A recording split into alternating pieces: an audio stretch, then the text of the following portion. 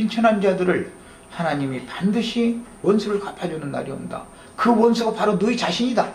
가르치는 자들이 하나님의 원수다. 이거를 자꾸 증거를 한 것이죠.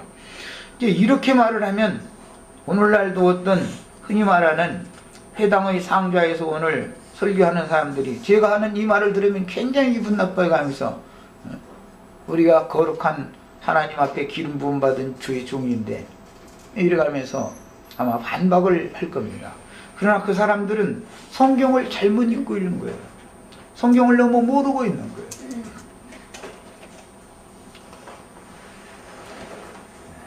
서기관, 율법사, 바리새인들 이런 사람들은 현상세계에서 현실세계에서 그런 빈천한 자들을 더러운 이익을 취하는 도구로나 사용하고 있지 자기네들에게 주어진 모든 영화와 권세와 모든 것들을 그런 자들을 위하여 나눠주려는 마음이 전혀도 없었었던 것이죠. 그러니까 하나님께서는 그 종들을 잘못 세우는 것이죠. 그런 짓을 하라고 세우는 게 아니었는데 하나님의 마음을 너무 오해한 거였어요.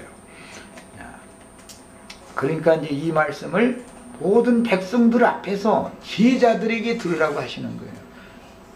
내가 이 고아와 과부와 빈천한 자들의 대언자, 변호자로 와서 이 일을 지금 하지만 내가 죽고 나면 너희들이 나의 일을 이어받아야 할 거니까 저런 서기관들 그런 사람들을 삼가고 그런 자들이 하는 행습을 본받지 말라.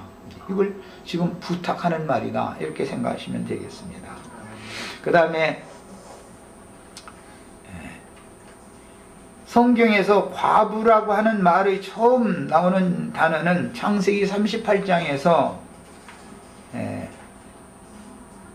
유다의 며느리 다말에게서부터 시작이 됐습니다.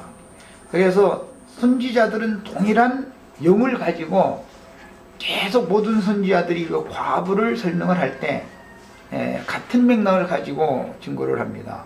최후의 선지자였던 구약의 말라기 선지자는 고아와 과부의 눈에서 눈물을 흘리게 하고 그들이 눈물과 울음과 탄식으로 하나님의 여호와의 제단을 가리우게 하는 너희들에게 화가 있을 것이다 라는 선포를 하게 됩니다. 많은 사람들이 오늘날 이제 여기서 과부에 대한 이런 성경이 말하고자 하는 용법을 정확하게 이해를 하지 못하고 있는데 인간 세상사의 그 어떤 일을 상징적으로 비유로 들어서 믿는 성도들을 상징하는 말입니다. 인간 나라에서 오늘날은 이제 그 문화가 발달하고 그래서 경제권이 남녀가 동등하게 이렇게 경제권을 가질 수 있는 좋은 세상이 됐기 때문에 과부라고 하는 그 과부의 서러움이나 아픔이나 이런 것들을 말해도 잘 이해가 안 됩니다. 오늘날은. 왜냐하면 여성들도 얼마든지 직장을 가지고 자기 자신의 생명이 살아남을 수 있는 생명을 영위할 수 있는 조건이 되는 좋은 세상을 우리가 지금 살고 있기 때문에 성경이 말하는 과부 이야기를 하면 실감이 잘 안 납니다. 그러나 이 성경이 기록된 고대 사회에서는 과부가 되면 돌볼 사람이 없고 경제력을 완전히 잃어버리기 때문에 살아나갈 힘이 없는 거예요. 고대 사회에서는. 그러니까 오늘날 우리 젊은 대부분이 아주 너무 감동받는가 본데 그래 여성분들이 감사하셔야 돼. 오늘은 여성분들이 우리 지연이 감사해야 돼. 남편 없어도 얼마든지 살아남을 수 있습니다. 세상에. 그러니까 황혼이혼을 이혼장 내민다는 거잖아요. 남편 퇴직하면은 젊은 남편들 조심해 또. 나이 먹은 다음에 아내한테 저 이혼장 청구받지 말고 미리 알아서 행해야 돼. 이제는 세상이 바꿔졌죠. 고대 사회에서는 남편을 잃으면 그 지붕이 무너져 버리는 거예요. 자식을 잃으면 기둥이 또 무너지는 거예요. 이게 상징이에요. 지붕 무너지면 그 과부는 살 수 없죠. 더구나 뭐 독신 과부가 되는 경우 같으면은 재혼이라도 해가 좋지만 거기다 대고 뭐 그냥 호의 잡고 달려놓으면은 그것도 하나까지는 모르는데 둘, 셋 달려놓으면 그것은 어렵거든요. 그러니까 어떻게든지 자기 힘으로 그 어린 것들을 길러가면서 살아야 되거든. 그런 처지를 우리들이 지금 잘 이해가 안 되기 때문에 이런 글을 읽을 때도 별로 그 감동이 별로 없습니다. 현대인의 그 감정으로는 감동이 별로 없습니다. 그러나 고대 사회에서는 전혀 오늘날의 과부와 같지 않았다는 걸 생각을 하셔야 됩니다. 살 방법이 없는 거예요. 그럼 어떻게 해요?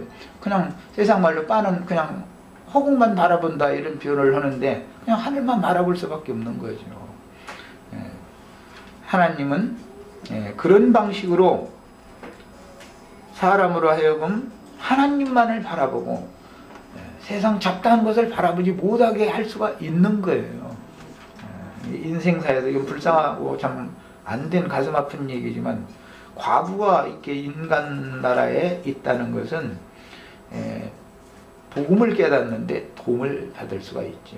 인간 나라의 그런 어떤 정황을 표상적으로 상징적으로 예를 들어서 구속하신 하나님의 백성들과 하나님의 관계를 이렇게 빗대는 겁니다. 세상에서 남편으로 하나님이 구속하신 백성들의 남편으로 이제 중매를 하셨다 이렇게 했지만 개인적으로 어떤 한 남자 한 여자가 혼인을 해서 부부를 맺는 것은 표상일 뿐이고 영적으로는 구속하신 백성들을 위해서 서기관, 율법사 이런 사람들, 제사장들, 왕족들을 세워주는 거예요.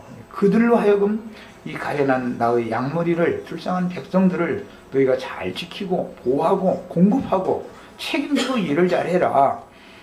이제 그것이 하나님이 아담을 깊이 잠들게 하고 갈빗대를 꺼내서 뭐 여자를 짓고 다시 그 만든 여자를 아담에게 이끌어다게 중매를 하셔서 혼인을 시켜주신 것을 상징을 해놨어요.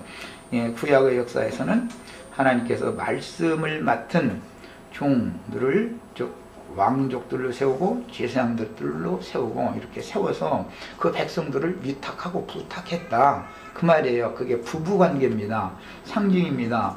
오늘 우리 이제 그 교회 생활 가운데서도 부족하지만 저와 우리 지체들은 동역하는 부부로서의 관계를 실현을 하는 거예요. 이런 것이 다 영적 사실입니다. 이것은. 그런데 말씀을 가르쳐야 되는 사람이 하나님의 마음을 대변을 하고 그대로 직설적으로 잘 가르쳐서 사람들로 하여금 하나님 앞에서 은혜를 받고 하나님의 모든 공급을 다 받는 그 풍요를 누리는 영혼들이 되게 해주는 것이 목적이 되어야 되는데 그 사람들은 오히려 하나님께서 양무리를 맡겼던 그 고아와 과부와 빈천한 자들을 맡겨놓으니까 착취하는 이식의 도구로만 썼다는 거예요. 이사야 선지자 아까 10장에서 읽은 것처럼 그러니까 너희가 하늘을 향해서 손을 들고 기도를 해도 나는 듣지 않으며 나의 심판은 쉬지 않는다. 너희가 심판이 너무 고통스럽다고 이 심판을 면하게 해달라고 해도 나는 나의 노를 집행하는 손을 거둬들일 수 없다. 얼마나 하나님이 화가 나셨으면 그렇게 말씀을 하셨겠습니까? 이런 이치들을 깨달으셔야 됩니다. 그 다음에 그 가난한 과부라는 것은 영적으로 이제 개인적인 신자들에게 영적으로 적용할 때는 각자의 신앙이 세상에 대하여는 가난하고 하나님께 대하여는 부유한 사람이 되는 거예요. 이게 참 과부예요. 이게. 출애굽기 22장이나 그다음에 신명기 등에서는 과부, 고아, 빈천한 자들에 대한 율법이 반복해서 나옵니다. 그런데 하나님께서는 세상에 대하여 아무 소망도 없는 사람들, 영적으로 말하는 거예요. 육신적으로 남편이 있을지라도 말이에요. 또 남자일지라도 말이에요. 육신적으로는 그럴지라도 구속하신 하나님이 자기 백성들 올 때는 과부, 고아, 빈천한 자로 보시기 때문에 세상에 대하여는 가난하고 하나님께 대하여는 부요한 그런 심정을 갖고 살아야 된다 이거예요. 그러나 세상에 대하여는 부요하면서 하나님께 대하여는 가난한 자는 정말로 가난한 사람이 이 사람은 부자가 아니에요. 이 성경이 말하는 어떤 의중을 잘 살펴야 되겠습니다. 이제 이사야서 아까 읽었는데 54장 4절 빨리 찾은 분이 한 절 더 읽고 야고보서 1장에서 그 말씀을 연결해서 한번 생각을 해보겠습니다. 이사야서 54장 4절 놀라지 말라 내가 부끄러움을 보지 아니하리라 내 청년의 때의 수치를 잊겠고 과거 때 치욕을 다시 기억함이 없으리니 이는 너를 지으신 자는 네 남편이시라 그 이름을 만군의 여호와시며 네 구속자는 이스라엘의 거룩한 자시라 온 세상이 하나님이라 칭함을 받을 것이며 이러셨습니다. 그러니까 성경이 지금 말하는 과부라는 개념은 뭐였죠? 과부 때의 치욕을 다시 기억함이 없으리니 이는 너를 지으신 자가 네 남편이다 그 말이잖아요. 나를